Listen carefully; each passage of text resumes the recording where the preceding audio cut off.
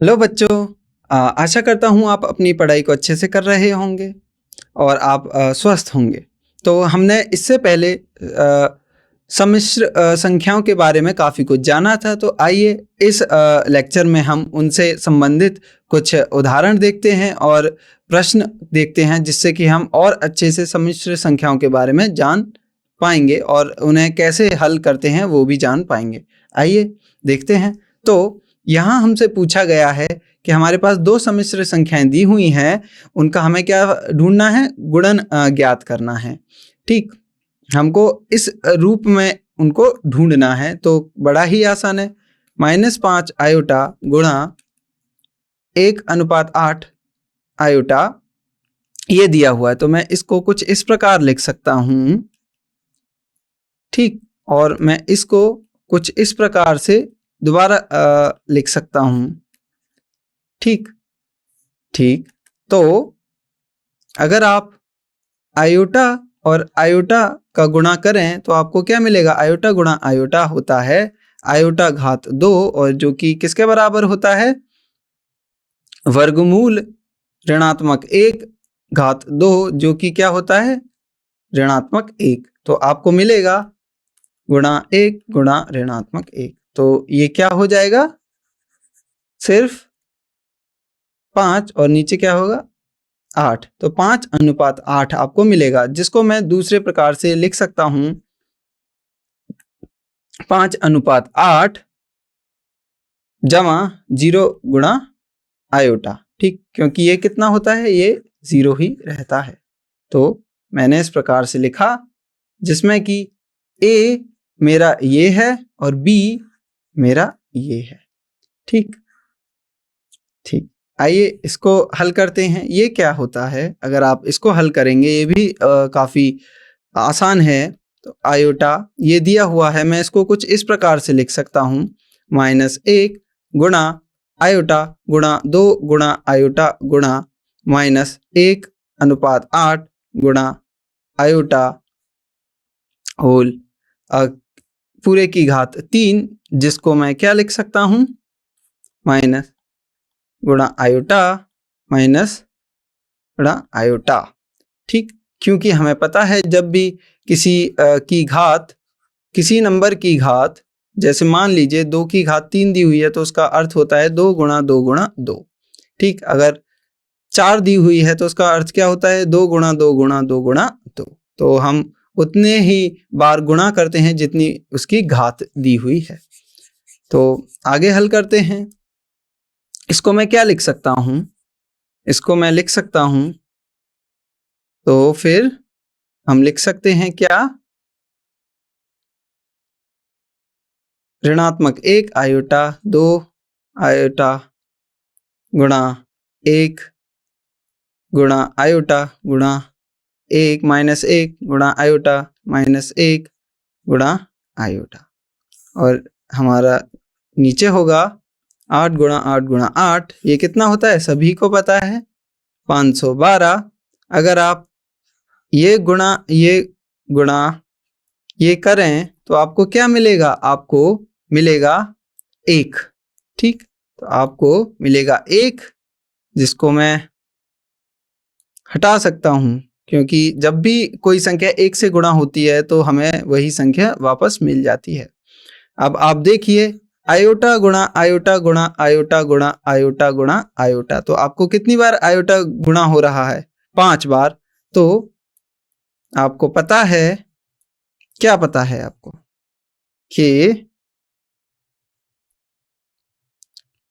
कि आयोटा घात 5 कितना होता है? अगर आप याद करें, अगर आपको याद हो, आयोटा घात 4, अगर ऐसा कुछ है, के कहाँ है? हमारा पूर्णांक है, के पूर्णांक है। तो आयोटा घात 4 हमारा क्या होता है? 0 होता है। आयोटा घात 4 के प्लस 1 कितना होता है? आयोटा होता है। आयोटा घात 4 के प्लस 2 कितना होता है? ठीक, माफ कीजिए, ये 1 होगा। ये कितना होता है? -1 होता है। और आयोटा घात 4 के प्लस 3 कितना होता है? ये होता है माइनस आयोटा। तो हमारे पास ये होता है। तो आप देख सकते हैं कि ये क्या है? इसको मैं लिख सकता हूँ 4 गुणा 1 जमा 1 जो कि मेरा 5 होता है। तो ये क्या है? 4k प्लस 1 जो कि क्या होता है? जो कि आयोटा रहता है। तो आयोटा 5 कितना होता है? आयोटा घात 5 आयोटा होता है। तो मैं लिख सकता हूँ क्या कि जो इसका उत्तर होगा वो कितना होगा? 2 आयोटा अनुपात 512। अगर आप इसे भाग करेंगे तो आपको मिलेगा आयोटा 2 5 6 256। तो आपका ये अंतिम उत्तर होगा। ठीक, तो ये इसका उत्तर और ये इसके लिए। ठीक, आशा करता हूं आपको ये सब समझ आया हो। आगे देखते हैं और उदाहरण। हमें ये दिया हुआ है सम्मिश्र संख्या जिसको हमें इस रूप में लिखना है। आइए देखते हैं। अगर आपको याद है जब भी आपको सम्मिश्र संख्या इस प्रकार से दी हुई हो तो आप क्या कर सकते हैं? आप बड़ा ही आसान है, जितनी उसकी घात है उतने बार उसका क्या कर दीजिए? गुणा कर दीजिए, गुणन कर दीजिए। तो ये आएगा। तो फिर क्या करेंगे? पहले हम इसको हल करेंगे। तो इसको कैसे हल करेंगे? पहले ये इससे गुणा होगा, ठीक, फिर ये इससे गुणा होगा, फिर ये इससे गुणा होगा और ये इससे गुणा किया जाएगा। ठीक, फिर जब आपके पास उत्तर आ जाए, मान लीजिए आपको इस प्रकार का कोई उत्तर मिलेगा, फिर से ये गुणा होगा कुछ इस प्रकार से। ठीक, तो आप फिर से क्या करेंगे? वही करेंगे। पहले ये इससे गुणा होगा, फिर ये इससे गुणा होगा, फिर ये इससे गुणा होगा और ये इससे गुणा होगा। तो हम वितरण नियम का इस्तेमाल करेंगे बार बार। या फिर आप क्या कीजिए, अगर आपको याद है हमने पहले ही बताया हुआ है, जब भी हमारे पास दो सम्मिश्र संख्याएं होती हैं तो हमने देखा था कि ये क्या होता है। अगर आपको याद है ये क्या होता है? z1 घात 3 प्लस जमा 3 z1 z2 घात 2 प्लस माइनस 3 z1 घात 2 z2 माइनस z2 घात 3। ठीक, आप इसको इस तरीके से भी समझ सकते हैं। अगर आपको याद हो, अगर a प्लस b घात 3 कितना होता है? प्लस 3ab घात 2। ठीक, अगर वहीं मैं b को क्या ले लूं? b को मैं माइनस b ले लूं तो मेरा ये क्या हो जाएगा? ये हो जाएगा a माइनस b घात 3। b मेरा क्या हो गया? माइनस b हो गया। तो मैं इस प्रकार से लिख सकता हूं माइनस b घात 3 प्लस 3a घात 2 माइनस b, क्योंकि b मेरा अब क्या है? Minus b। तो इसको मैं लिख सकता हूं कितना? ऋणात्मक b। और ये क्या है? 3 गुणा a गुणा माइनस b घात 2, और माइनस b घात 2 कितना होता है? b घात 2। ठीक, तो मैं इसको लिख सकता हूं क्या? b घात 2। ठीक, तो इसी प्रकार आप देख सकते हैं कि कुछ इस प्रकार ही हमारा क्या है? वो तत्समक है। किसके लिए? दो सम्मिश्र संख्याओं के। ठीक, ये कुछ इस प्रकार है। तो आइए हल करते हैं अब। ठीक, तो हमने इस्तेमाल किया। ये हमारा क्या होगा? z1 और ये हमारा क्या होगा? z2। तो ये क्या है? Z1 घात 3 माइनस 3Z1 घात 2 Z2 प्लस 3Z1 Z2 घात 2 माइनस Z2 घात 3। तो आशा करता हूं आपको ये समझ आ रहा है। तो ये हमारे ये हैं, ठीक, ये और ये हमारा क्या है, ये है, ठीक। तो हमने सिर्फ अपना जो पढ़ा हुआ है तत्समक उसको इस्तेमाल किया है। तो आइए इसको हल करते हैं, इसको सरल करते हैं। 5 घात 3 कितना होता है, 125। 5 घात 2 कितना होता है, 5 घात 2 25 होता है, गुणा 3 कितना होता है, 9 होता है, और ये कितना होता है, 225, ठीक। तो ये कितना आया हमारा, ऋणात्मक 225 आई, ठीक। 3 गुणा 5 गुणा 3 गुणा 5 गुणा 3 आयोटा गुणा 3 आयोटा, क्योंकि 3 आयोटा की घात कितनी है, 2 है। तो ये हमारा कितना हो जाएगा, आयोटा घात 2 जो कि होता है -1। ये कितना होता है, 3 27, और ये कितना होता है 135। तो हमारे पास क्या आ गया, ऋणात्मक 135, ठीक। तो ऋणात्मक 135 प्लस ये कितना होता है, -3 आयोटा घात 3 कितना होता है, -3 आयोटा, ये तो हमको पता है 3 घात 3 होता है 27, और आयोटा घात 3 कितना होता है -i। तो जो कि हमारे पास क्या मिल जाएगा, 27i। तो हमारे पास आया धनात्मक 27i। तो अगर आप इसको हल करेंगे, 125 माइनस 135 आपके पास आएगा -10, और -225i प्लस 27i आपको कितना मिलेगा, -225 प्लस 27। अगर देखा जाए तो आपको पता है ये एक ऋणात्मक संख्या होगी, और ऋणात्मक संख्या कितनी होगी, यहाँ आएगा 8, यहाँ आएगा 9, और यहाँ आएगा 198, ठीक। तो हमारे पास निकल के आया ये। तो आशा करता हूं आपको ये समझ आया हो।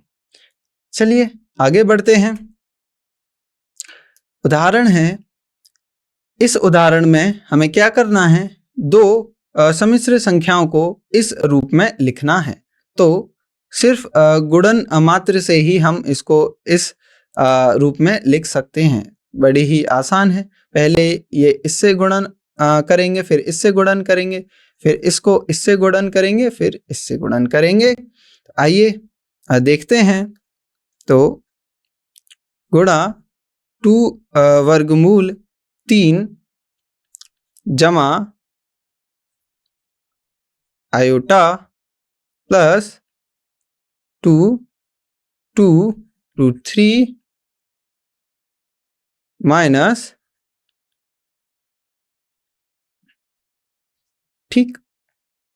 अब क्या करेंगे, इसको हम लिख सकते हैं -2 गुणा 3 जो कि क्या है -6, प्लस ये क्या है √3i, प्लस ये क्या है, ये हमें पता है, हम कुछ इस प्रकार लिख सकते हैं इसको, गुणा 2 जो कि क्या है गुणा √2 जो कि लिख सकते हैं हम वर्गमूल 2 आयोटा, वर्गमूल 2 आयोटा,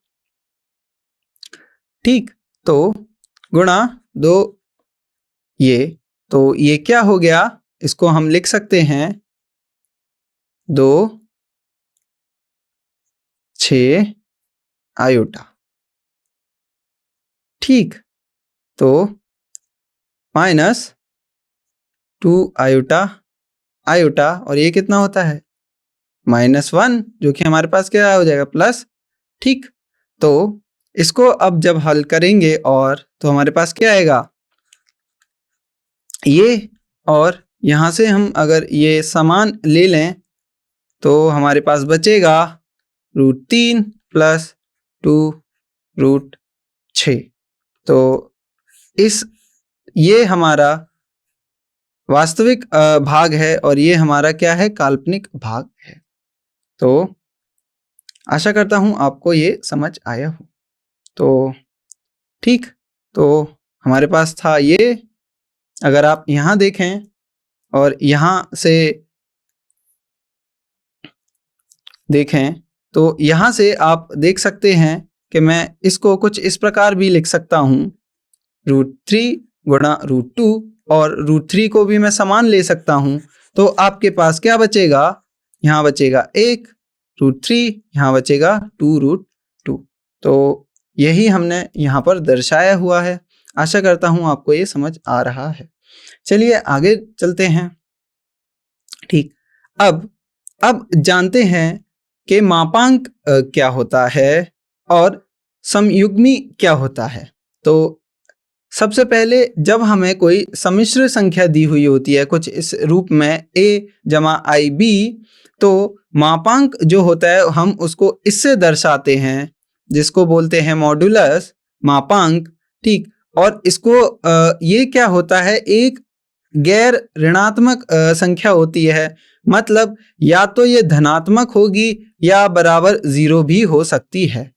ठीक, तो इसको हम किस प्रकार से परिभाषित करते हैं, पहला तो ये एक गैर ऋणात्मक होगा, दूसरा एक वास्तविक संख्या होगी, तीसरा कि ये कुछ इस तरीके से निकाला जाएगा। अगर हमारे पास सम्मिश्र संख्या a जमा आयोटा b है तो उसका जो मापांक है, जो मॉडुलस है, वो क्या होगा, वर्गमूल a⁻2 जमा b⁻2।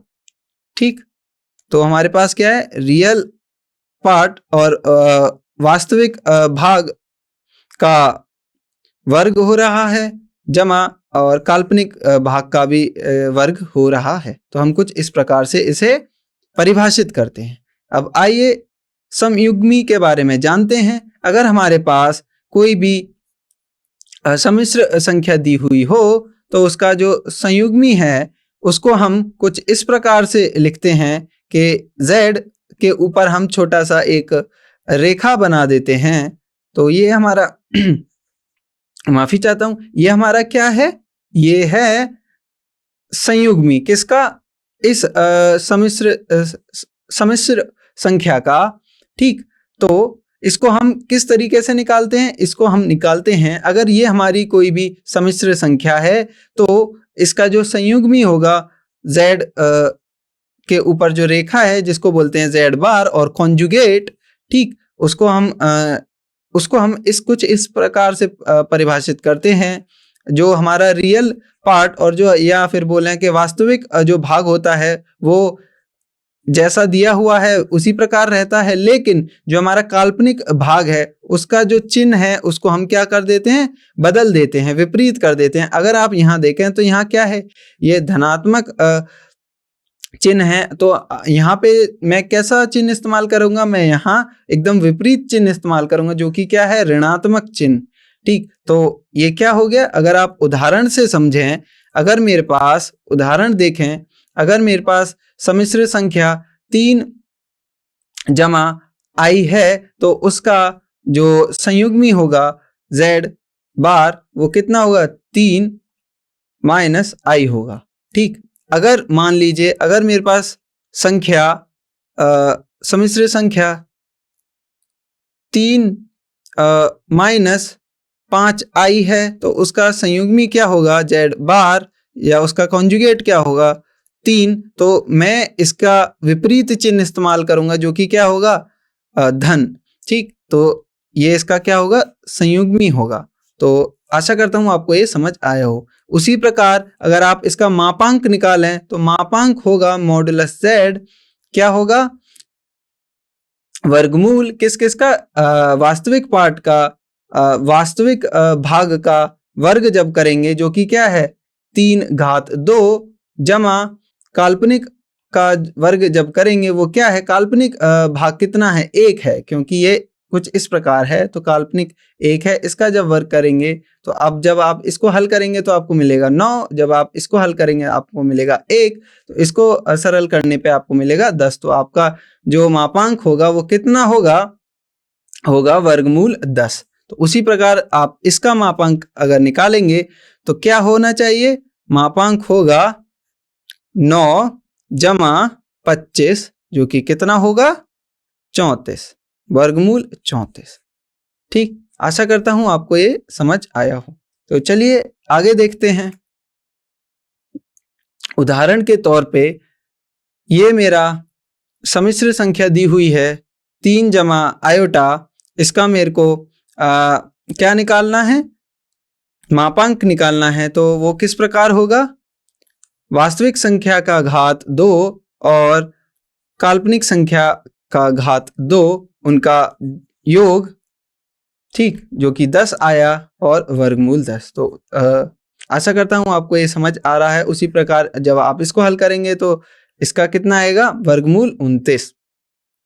ठीक, अगर आपसे बोला जाए कि ये जो सम्मिश्र संख्या है इसका संयुग्मी निकालिए, मतलब इसका कॉन्जुगेट निकालिए, तो आप क्या बोलेंगे, आपको बस कुछ नहीं करना।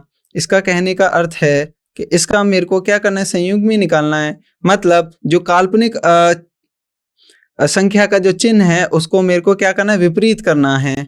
तो आइए, तो यहाँ हमारा धन इस्तेमाल हो रहा है तो हम यहाँ क्या ऋण इस्तेमाल करेंगे।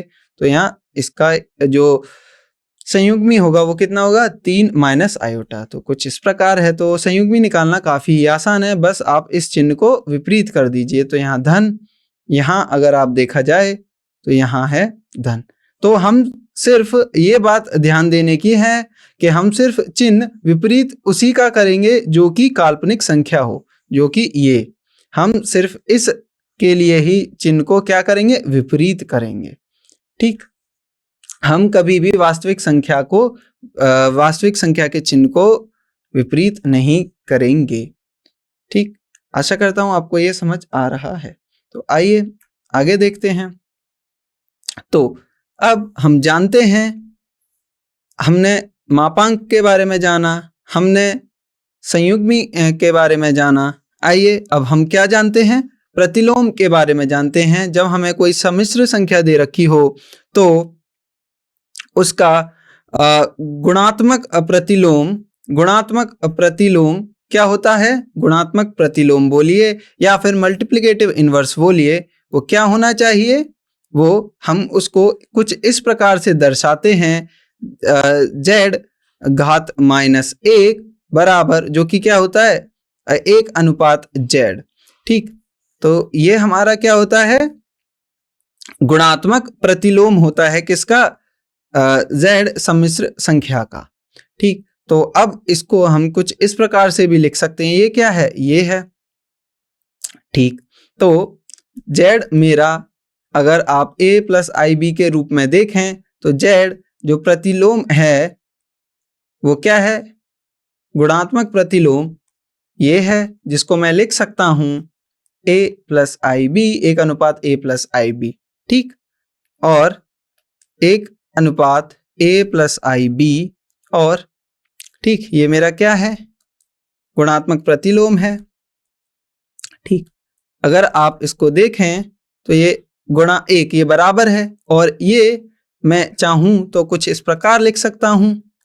ठीक, ठीक, तो अगर आप देखें z मेरा अगर a + ib है तो z बार, जो कि क्या है, संयुग्मी है, कंजुगेट है, वो कितना है, a - ib। ठीक, हमने सिर्फ इस चिन्ह को क्या कर दिया, विपरीत कर दिया। ठीक, तो आप देख सकते हैं, मैं फिर क्या होगा, मैं इसको लिख सकता हूं कुछ इस प्रकार से। ठीक, तो ये तो मेरा ये होगा, और मैं ऊपर लिख सकता हूं क्या, z बार, z संयुग्मी, ठीक, कॉन्जुगेट ऑफ z, और नीचे जब आप हल करेंगे तो आपको क्या मिलेगा, आपको मिलेगा a घात 2 जमा b घात 2। ठीक, अगर आप गौर से देखें तो अगर आपको याद है कि सम्मिश्र संख्या का मापांक बराबर होता है वर्गमूल a घात 2 जमा b घात 2 के। अगर आप इसका वर्ग कर दें दोनों तरफ तो आपको मिलेगा ये। तो आप देख सकते हैं ये और ये क्या है, एक दूसरे के बराबर हैं, तो मैं लिख सकता हूं ये। ठीक, तो हमने एक संबंध भी खोज निकाला कि जो हमारा गुणात्मक प्रतिलोम है वो बराबर होता है संयुग्मी अनुपात मापांक के वर्ग के। ठीक, तो फिर मैं लिख सकता हूं कुछ इस प्रकार से कि मापांक घात 2 बराबर होता है गुणनफल के, किसके गुणनफल के, जो मेरा सम्मिश्र संख्या है और जो सम्मिश्र संख्या का संयुग्मी है। तो आशा करता हूं आपको ये समझ आया हो। ठीक, हमने किस प्रकार से इसको सिद्ध कर दिया ये भी आपको समझ आया हो। आइए आगे बढ़ते हैं, जानते हैं उनके कुछ परिणामों को। तो अगर हमारे पास दो कोई सम्मिश्र संख्या हैं, अगर उनका हम गुणन फल कर रहे हैं, तो अगर हमें उस गुणनफल के मापांक को निकालना है तो वो बराबर होगा किसके, अगर हम पहली सम्मिश्र संख्या के मापांक को गुणा कर दें दूसरी सम्मिश्र संख्या के मापांक से। ठीक, तो ठीक, आप इसको किस तरीके से सिद्ध कर सकते हैं, काफी आसान है। आप सिद्ध कर सकते हैं Z1 अगर आप a प्लस आई बी लें और Z2 आप c प्लस आई डी लें, इनका जब आप गुणा करेंगे तो आपको कुछ इस प्रकार मिलेगा a c minus B D, ठीक, plus I P C minus A D, B C plus A D, कुछ इस प्रकार, अगर मैं सही लिख रहा हूं। ठीक, तो आशा करता हूं कि आप कुछ इस प्रकार से गुणा करके इसको सिद्ध कर पाएंगे। ये बहुत ही आसान है। ठीक, तो समय के कारण मैं इसका सिद्ध नहीं करवा पा रहा हूं, तो अगर आगे टाइम मिला, वक्त मिला तो मैं इसको सिद्ध कराऊंगा। अभी के लिए आप इन्हें बस मान लीजिए।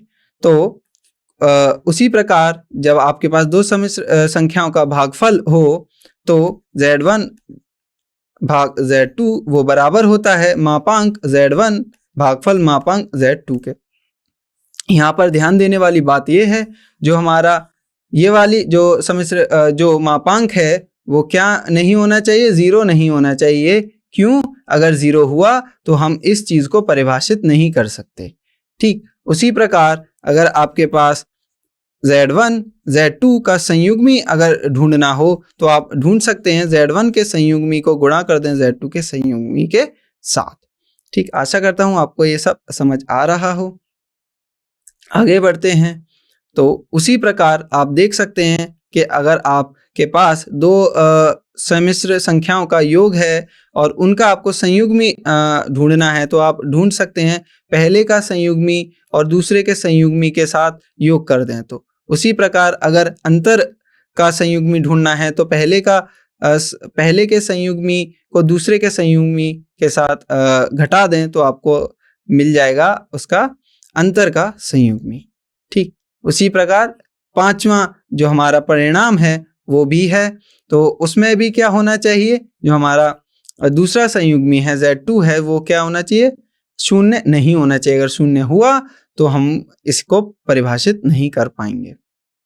ठीक, आगे देखते हैं, तो एक उदाहरण देखते हैं, काफी आसान है। तो हमें क्या ढूंढना है, गुणात्मक प्रतिलोम ढूंढना है, हमें मल्टीप्लिकेटिव इनवर्स ढूंढना है, गुणात्मक प्रतिलोम। तो गुणात्मक प्रतिलोम क्या था, z घात -1, जो कि क्या था, ये था। अगर आपको याद हो तो ये काफी आसान है। तो आप क्या करेंगे, ये लिखेंगे, फिर आप इसके संयुग्मी के साथ गुणा कर देंगे जो कि ये होगा। ठीक, तो आप क्या कर सकते हैं, अब जब आप इसको हल करेंगे तो आपको क्या मिलेगा, जब आप इसको हल करेंगे तो आपको मिलेगा 4 जमा 9। ठीक, तो जो कि कितना होता है, 13 होता है।